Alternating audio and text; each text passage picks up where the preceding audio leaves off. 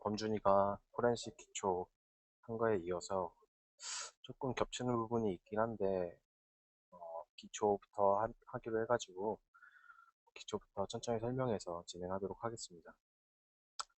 일단 디지털 포렌식이라는 게 그냥 요새 디지털 미디어가 많이 발전함에 따라서 범죄도 좀 아날로그에서 디지털 기반으로 좀 진화를 하고 있어요. 이런 부분에서 기업들의 해킹도 뭐 이메일이나 하드디스크 같은 USB, 이동 디스크에서 증거나 단서를 찾거나 컴퓨터 로그를 통해서 어떤 사건의 정황을 포착할 수 있도록 그런 식으로 변화가 되고 있습니다. 네, 디지털 포렌식은 그거에 맞춰서 어, 디지털 상에서 찾을 수 있는 증거, 기술적, 조사적, 법률적 측면으로 구분되는 증거를 뜻하고요. 그리고 해킹 공부할 때 사람들이 주로 다루게 되는 영역은 기술적인 측면의 포렌식이라고 할 수 있습니다. 네, 본론에 앞서서 디지털 데이터의 특성을 좀 알아보자면은, 일단 디지털 매체는 어, 아날로그 기반과 다르게 뭐 육안으로 일단은 보이지가 않죠. 만질 수도 없고, 그리고 0과 1로 이루어져 있어가지고 데이터의 변조 또는 복제가 더 훨씬 유리합니다. 그리고 훨씬 방대한 양의 자료가 있기 때문에 검색을 할 때는 뭐 필터를 하지 않고서는 그냥 일반적인 모든 정보를 보고서는 내가 원하는 정보를 찾을 수 없죠. 그리고 쉽게 날아가고 없어질 수 있고, 그리고 인터넷의 발달로 우리나라, 저 나라, 외국 나라 할 것 없이 정보가, 데이터가 아주 그냥 서로 방대하게 어, 교환이 될 수 있습니다.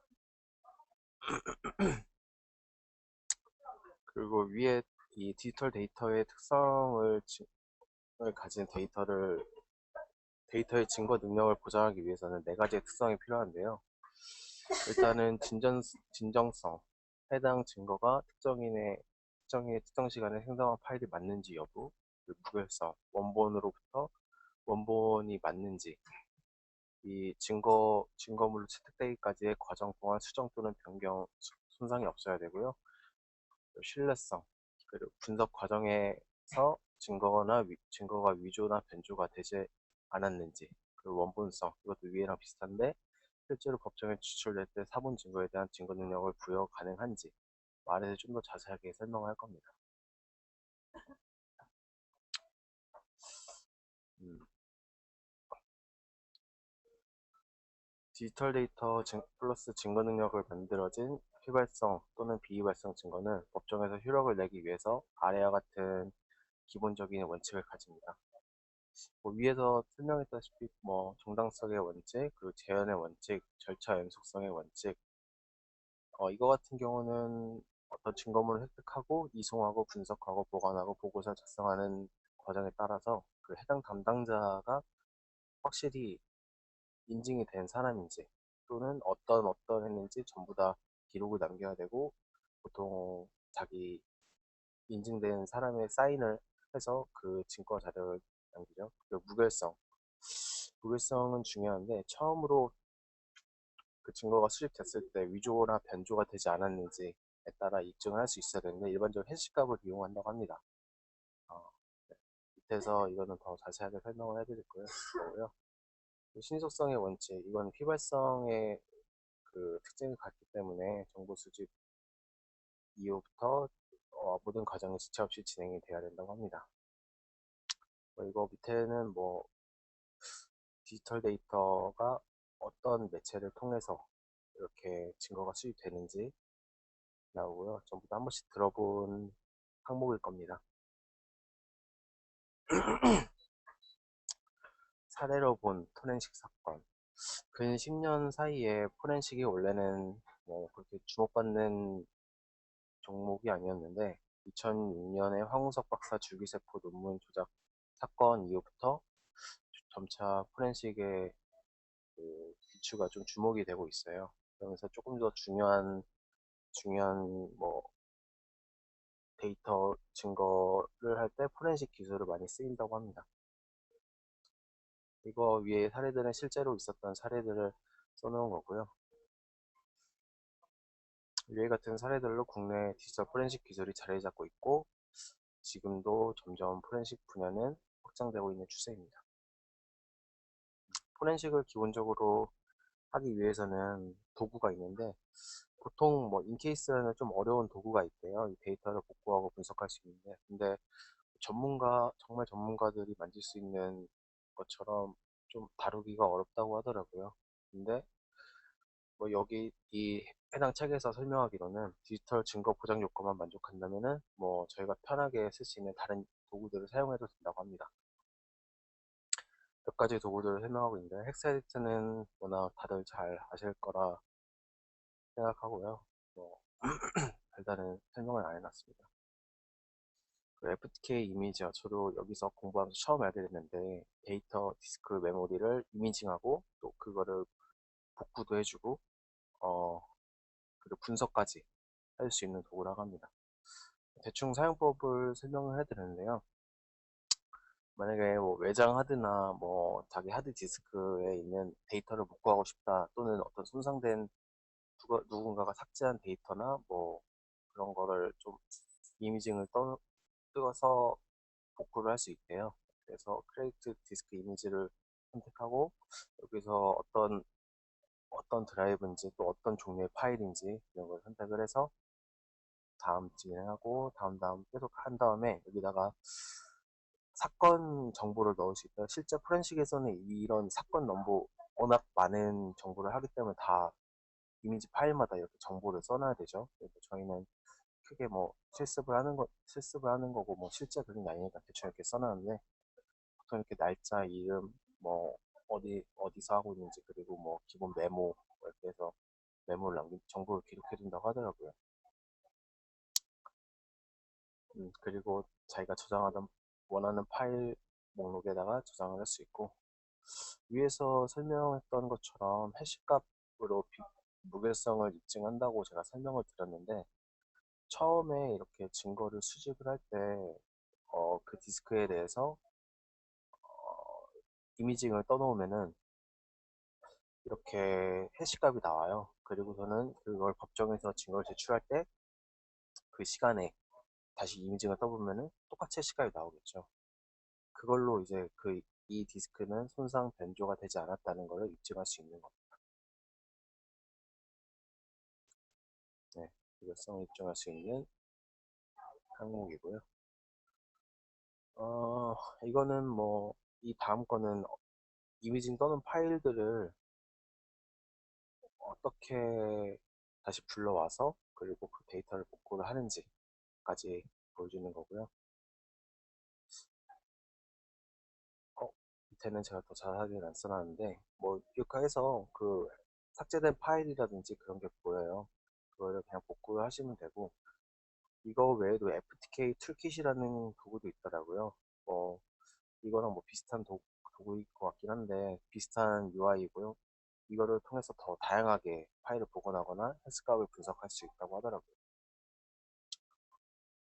그 다음 설명하고 있는 게 원래 트루크라이트라는 도구도 있었는데 FTK 이미저랑 별로 크게 차이는 없는 것 같더라고요. 그걸 설명하고 있는 방법으로는. 그래서 해당 도구는 자세한 설명을 안 했고요. 바로 포토렉이라는 도구를 설명하도록 하겠습니다. 이거는 제가 사용해본 결과 위에 FTK 이미저보다 좀 더 가볍고 더 다양한 확장자를 지원해서 좀 더 간단하게 쓸 수 있다라고 느꼈어요. 대신 조금 이런 CND 창에 조금 적응이 안 되는 일반인들은 좀 쓰기 어렵다고 생각이 됐거든요. 한 250개 정도의 시그니처를 지원해 준대요. 제가 태그해 놓은 여기 어떤 파일 포맷을 지원하는지 다 나와 있고요. 그리고 저희가 아는 모든 파일 확장자는 다 지원한다고 보면 됩니다. 그리고 해당 원하는 디스크를 골라서 옵션 부분에서 어떤 파일 복구에 얼마나 많은 파일을 복구할 건지 뭐 선택을 할 수 있는데 뭐 CPU가 조금 부족한 경우에는 CPU 가부하가 좀 걸릴 수 있다고 하더라고요. 뭐 여기 설명 나온 대로 몇 가지 옵션을 이렇게 조절을 해가지고 조금 더 원활하게 파일 복구를 실행할 수 있을 것 같습니다. 뭐 윈도우 기반 파일인지 리눅스 그런 파일인지 또 여기서 골라서 복구를 할 수 있을 거예요. 뭐 위에 거랑 똑같은데 어떤 분은 그냥 이 사진 제목 느낌 그대로 사진 잘못 삭제했을 때 복구를 할 때 사용하시는 분도 계시더라고요. 원래 그 목적으로 나오는 건지 잘 모르겠는데 어찌됐든 복구를 마지막까지 진행을 하면 여기서 폴더를 볼 수 있는데 기본적으로 63이라는 폴더를 이 포토렉에서 기본으로 제공한답니다. 저희가 따로 만들지 않아도 뭐 처음 해보신 분은 여기다 그냥 자기 복구를 한번 실습을 해봐도 될 것 같습니다.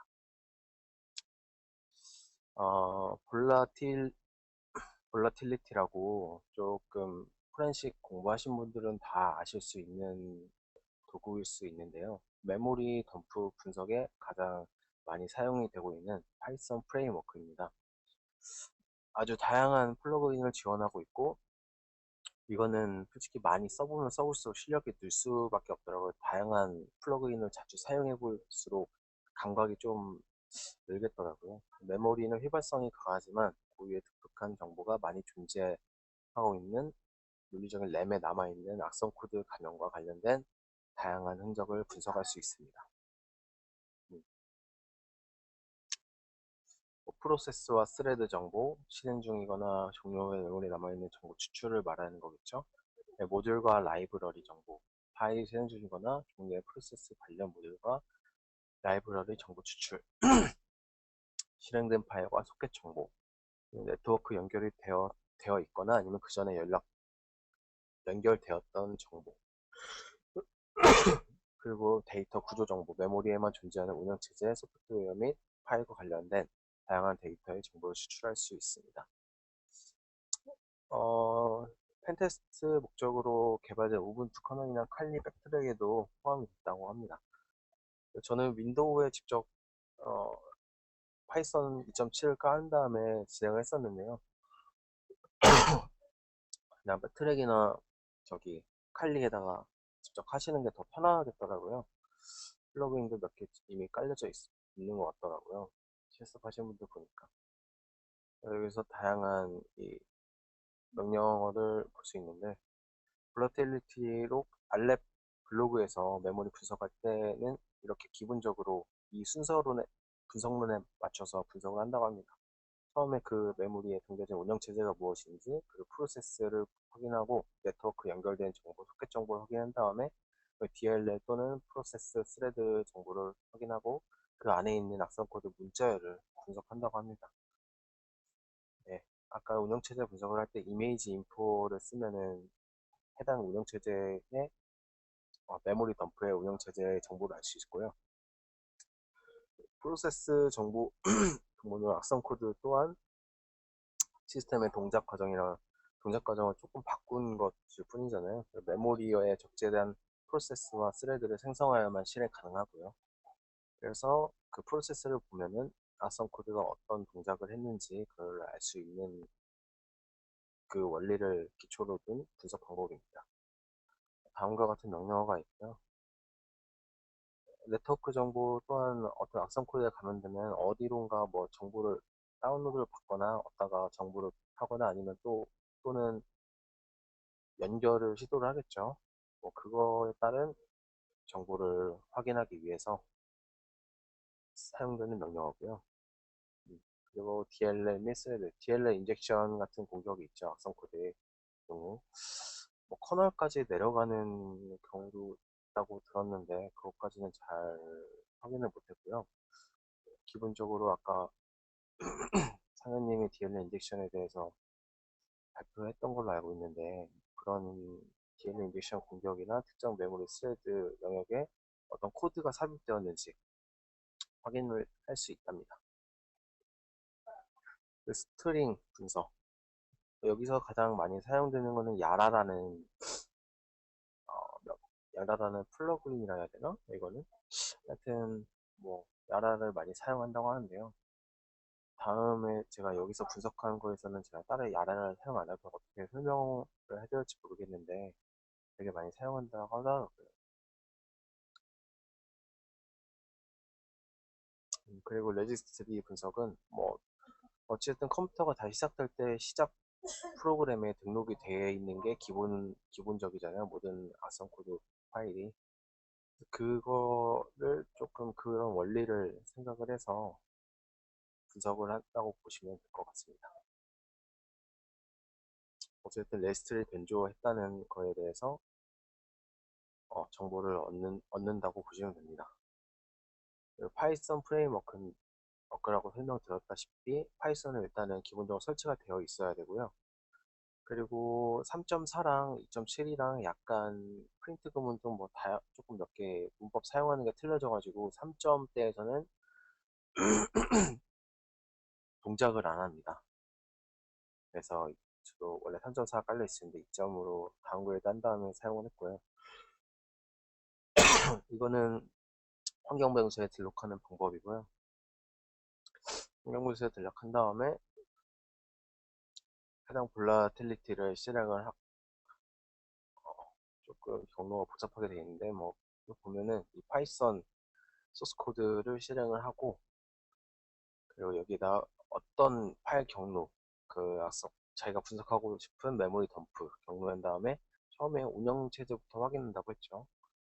제가 여기서 분석해 볼 메모리 덤프는 제우스 VM이라고 조금 유명한 많은 분석이 된 그런 덤프 파일입니다. VM이란 가상화 메모리 약자이고 VMware 같은 가상 환경에서 시스템을 정지시킬 때 생기는 메모리 파일입니다. 메모리 덤프 파일이라고 볼 수 있겠죠. 그리고 아까 운영체제를 확인해 보니까 저는 이거는 왜 그런지 모르겠는데 제 여기서는 윈도우에서 실행 쓰는 플러그인이 없다고 말하는 거 오류가 나오는 것 같더라고요. 근데 실행은 잘 됩니다. 공식 홈페이지에서 다양한 플러그인 다운받아서 사용하면 되고요. 저는 일단은 진행은 돼서 뭐 이상하긴 했는데 그냥 일단은 분석은 진행하긴 했습니다. 회사 위에 이미지 인프를 사용했는데 이거 두 개 중에서 이 두 개 운영체제 중에서 이 XPSP286에 더 가깝다라고 보여주고 있습니다. 결론은 여기가 전자에 있는 운영체제가 맞다고 볼 수 있겠죠. 그리고 PS 스캔 명령어를 통해서 어떤 프로세스가 있는지 확인을 했어요. 근데 제가 여기서는 PS 리스트랑 PS 스캔을 혼합한 명령어를 사용했는데 fsx view라는 명령어를 사용했습니다. 여기서 은폐된 프로세스가 있는지 확인했는데 전부 다 true라고 나온 결과 따로 은폐된 프로세스는 없는 것으로 확인을 했고요. 그리고 이거는 아까 네트워크 접속 연결을 볼 수 있는 명령어인데요. 콘스캔이라고 이 명령어를 통해서 어떤 주소, IP 주소랑 연결이 되어 있는지 확인했습니다. 확인해본 결과 193.104.41.75 80 포트와 연결이 되어 있는 걸 확인했고요. 후이지나 바이러스 토탈이나 IP 보이드 등 IP 기반 분석 도구를 통해서 일단 해당 IP가 좀 유해 IP인지 확인을 해봤습니다.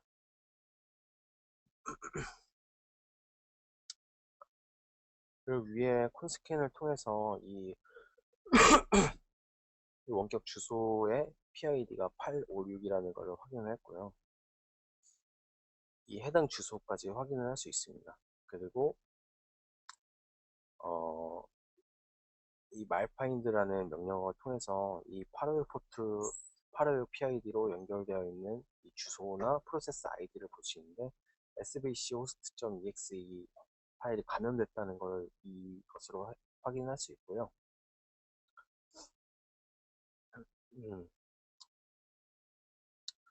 해당 파일을 덤프를 떠서 추출해낼 수 있는데 이 프로스, 프로세스 덤프 명령어로 해당 파일을 추출해낼 수 있습니다. 그리고 이 파일을 바이러스 스타일로 분석해봤는데 따로 잡아내지는 못하더라고요.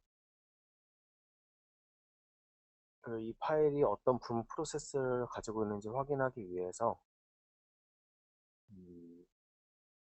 PS 트리를 확인해 봤는데 이 서비스.exe 파일과 부모 관계를 맺고 있더라고요. 부모 자식 관계를. 그리고 아까 레지스트리에 어떤 레지스트리에 이렇게 등록이 되어 있는지 확인을 할 수 있는 명령어 중에 프린트키 명령어라는 게 있었어요. 그래서 이 명령어를 통해서 이 로그온 정보를 확인할 수 있는데 어, 보시면은 이, 이 경로에 이걸 sdra64.exe라고 할게요. 이것이 등록이 되어 있는 걸 확인할 수 있습니다. 이 해당 경로 부분은 PC가 실행될 때 로그인 사용자를 컨트롤할 수 있고 그리고 인증을 당담할 수 있는 것을 확인을 했습니다. 그 이 바이러스가 어떤 바이러스라는지 뭐 따로 분석을 해볼 수도 있지만 뭐 구글에 그냥 찾아보니까 나오더라고요. 그래서 이거는 Z봇에 의해서 생성되었고 그리고 패스워드 또는 뭐 신용카드의 정보를 좀 훔쳐온다고 하더라고요. 이 Z봇이라는 툴이 이 바이러스가. 음, 사실 여기서 제가 좀 더 뭐 다른 분석 보고서를 몇 개를 참고를 했었는데 뭐 분석 보고서마다 어디까지 더 뎁스가 좀 다르기도 하고 반복론도 다르고 사용된 명령어도 전부 다 다르더라고요. 저는 제 수준에 맞게 할 수 있는 데까지 분석을 했는데 결론은 이 포렌식 도구를 통해서 어떤 이 악성 코드에 자세하게 분석은 못하겠지만 이런 정황이라든지 악성 코드 분석에 들어가기 전에 기본적으로 알 수 있는 모든 정보를 다 메모리 같은 데에서 어떤 행위를 했는지 이렇게 파악을 하고서 악성 코드 분석에 들어오면은 좀 더 심도 깊은 분석을 할 수 있겠죠. 제가 이거는 결론 느낀 점에 좀 작성해놨는데요. 메모리 분석만으로 악성 코드의 모든 부분과 정황을 완벽하게 분석할 수는 없지만 사용자가 커널 모드에서 은폐된 악성 코드에 의해 생성된 프로세스 영역을 탐지할 수 있고 또 그 프로세스 영역에 삽입된 코드까지도 확인할 수 있습니다. 그리고 다양한 플러그인과 파이썬으로 작성되었다는 접근성도 괜찮고요.